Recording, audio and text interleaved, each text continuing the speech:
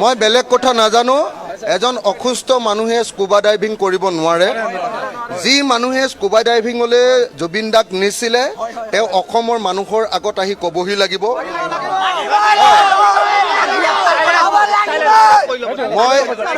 মই জুবিন গাৰ্গৰ মৃত্যুৰ দায়ী সম্পূৰ্ণ দায়ী মানুহজনেই হ'ল এই মহন্ত বোলাজন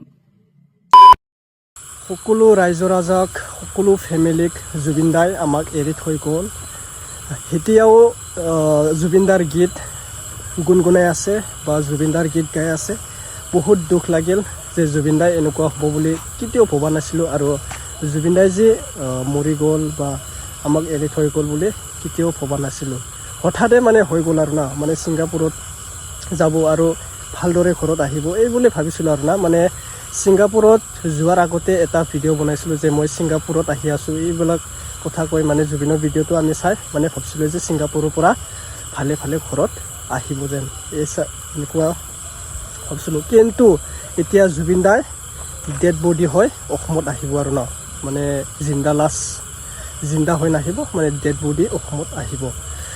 কিমান যে দুখৰ কথা নহয় জানো কিমান যে মানুহ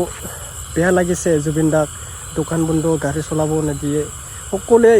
এইবিলাক কাম মানি চলিব লাগে এতিয়া আমাৰ ফেমিলি এজন মৰচি বুলি ভাবি ল'ব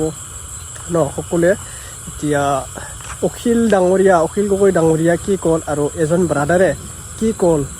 এইটো ভিডিঅ' আপোনালোকে সম্পূৰ্ণকৈ চাই ল'ব আৰু কমেণ্ট এটা কৰি মোক জনাই দিবচোন তো সকলোৱে আমি এটা নিউজটো চাই লওঁ কি ক'ল অখিল ডাঙৰীয়াই আৰু এটা ব্ৰাদাৰে মানে সেইটো মানে চাই ল'ব আগত ক'বলৈ শব্দ নাই একো ক'ব নোৱাৰোঁ আৰু না বৰ দুখ লাগিছে মানে চাই ল'ব আগতে মই বেলেগ কথা নাজানো এজন অসুস্থ মানুহে স্কুবা ডাইভিং কৰিব নোৱাৰে যি মানুহে স্কুবা ডাইভিংলৈ জুবিন দাক নিছিলে তেওঁ অসমৰ মানুহৰ আগত আহি ক'বহি লাগিব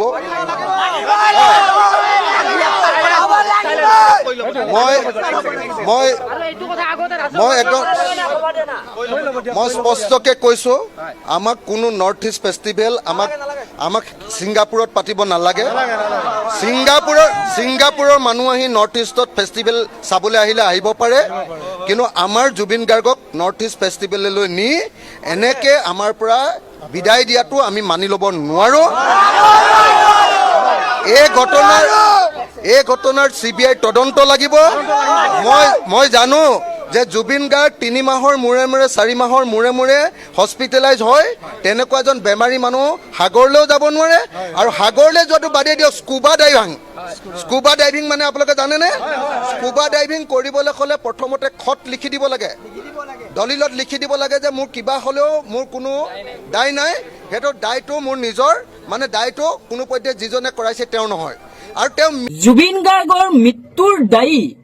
সম্পূৰ্ণ দায়ী মানুহজনেই হ'ল এই মহন্ত বোলাজন অৰ্থাৎ এই ছিংগাপুৰত যে নৰ্থ ইষ্ট ফেষ্টিভেল আয়োজন কৰিছিলে তাৰ মেইন লিডাৰ শ্যামকানু মহন্ত এই শ্যামকানু মহন্ত বোলাজনেই হ'ল জুবিন গাৰ্গৰ তেওঁলোকে মানে এটা প্ৰি প্লেনিং কৰিছিলে যেনহে অনুভৱ হয় সন্দেহ হৈছে কিয় কৈছো কথাষাৰ তেওঁৰ মুখৰ পৰা যিখিনি ভাষ্য শুনিবলৈ পাইছো আমি যে বিজনেছৰ খাতিৰত ব্যৱসায়ৰ খাতিৰত মই সভাত বহি আছিলো অথবা মিটিঙত বহি আছিলো বুলি কৈছে কিন্তু এই ফটোখন চাওক আপোনালোকে এই ফটোখনে মিছা কথা কবনে আপোনালোকে কওক এইজন ধুৰন্ধ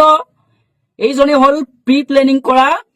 আমাৰ এই অসমৰ এই সম্পদ বিধক বৰবাদ কৰা মানুহজনে হ'ল এইজন তেওঁ কি কৈছে ব্যৱসায় খাতিৰত তেওঁ মিটিঙত বহি আছিলো আৰু কেলা মিটিঙত বহি আছিলে যদি এই ফটোখনে মিছা কথা কব নেকি এই ফটোখনে মিছা কথা কব নেকি খং উঠিছে আজি বহুত খুব সন্দেহ আছে সন্দেহ উপজিছে উত্থাপন হৈছে প্ৰশ্ন আছে আৰু ইয়াৰ উত্তৰ দিব লাগিব নৰ্থ ইষ্ট ফেষ্টিভেল পতা এই অনুষ্ঠানৰ কমিটি বিলাকে ছিংগাপুৰৰ তাৰ উপৰিও এই মহন্ত বোলা ধুৰন্ধজনে এইজন বদমাছটোৱে অসমৰ ৰাইজক উত্তৰ দিব লাগিব আৰু তদন্ত হ'ব লাগিব সঠিক তদন্ত অসমৰ ৰাইজক দিয়ক আৰু এটা কথা ক'ব বিচাৰো যে এই অনুষ্ঠানবিলাকত যে জুবিন গাৰ্গৰ যিবিলাক অনুৰাগী, এই অনুৰাগীবিলাকক যে জুবিন গাৰ্গৰ ভৰি চুবগলৈ দলিয়াই দিয়ে, জুবিন গাৰ্গক লগ কৰিব নিদিয়ে, জুবিন গাৰ্গৰ কাষলৈ চেলফি মাৰিবলৈ গ'লে যে গটিয়াই গটিয়াই পেলাই দিয়ে, সেই তেনেসকল ব্যক্তি আজি জুবিন গাৰ্গক এই সাগৰত কিয় নমাই দিলে? তেওঁলোকে জানে যে তেওঁ কেইদিনমান আগত অসুস্থ হৈছিল, তেওঁ এতিয়াও সুস্থ হোৱা নাই ভালকৈ। তেনেস্থলত তেনেকুৱা এজন অসুস্থ মানুহক, অসুস্থ জুবিন গাৰ্গক কিয় সাগৰৰ মাজত সাঁতুৰিবলৈ দিছিল? আৰু ছিংগাপুৰৰ এতিয়া আমাৰ অসমৰ বহু কেইজন মানুহৰ ভাষ্য আমি শুনিবলৈ পাইছো যে এতিয়া বহুজনৰ বহুত কথা। কোনোবাই কৈছে যে ঢিপ যেনেকৈ আমাৰ ৰেলৱে ষ্টেচন থাকে, আমি ইঠাইৰ পৰা সিঠাইলৈ যাওঁতে ঠিক এনেকুৱা কিছুমান পাৰ্কিং কৰা জেগাৰ নিচিনা তেনেকুৱা পাৰ পায় এখন নাৱত গৈ আছিলে বোলে। আজি ৰাতি তেওঁ বোলে অনুষ্ঠান আছিল আৰু সেই তাত গৈ থাকোঁতে এখন নাৱত সকলোবোৰ গৈ আছিল। জুবিন গাৰ্গে লাইফ জেকেট পিন্ধি সাঁতুৰিছিল বোলে।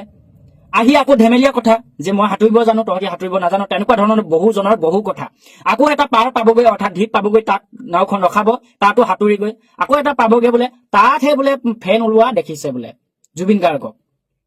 আৰু কিছুমানে কৈছে, আৰু আপোনালোকে নিশ্চয় শুনিছে এতিয়া, শ্যামকানু মহন্তনে এই হাৰামিটো খং উঠিছে, তদন্ত হ'ব লাগে।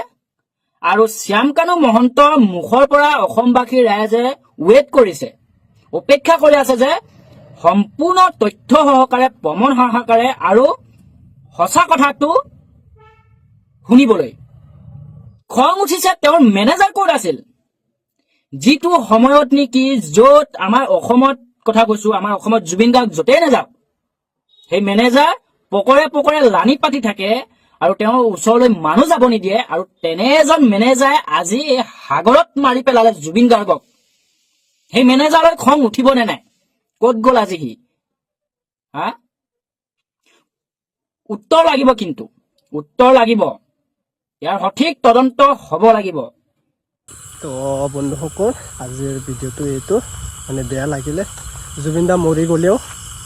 আমাৰ সকলো হৃদয়ত জুবিন দাই থাকিব আৰু জুবিন দাৰ ওপৰত কোনো যাব নোৱাৰিব ন। জুবিন দা লিজেণ্ড, জুবিন দা ইজ লিজেণ্ড। সকলো ইফ্ৰেনৰ কাৰণে, সকলোৰ কাৰণে জুবিন দা মৰি গ'লেও তাৰ গীত গুণগুণাই থাকিব, তাৰ মনৰ কথা সকলো এভৰিৱানে মানে ভাবি থাকিব আৰু জুবিন দা ইজ বেষ্ট, জুবিন দা ইজ লিজেণ্ড। অ'কে, নেক্সট ভিডিঅ'ত লগ পাম বন্ধুসকল। ভিডিঅ'টো শ্বেয়াৰ কৰি দিয়া, এটা লাইক কৰি দিব। Bye bye.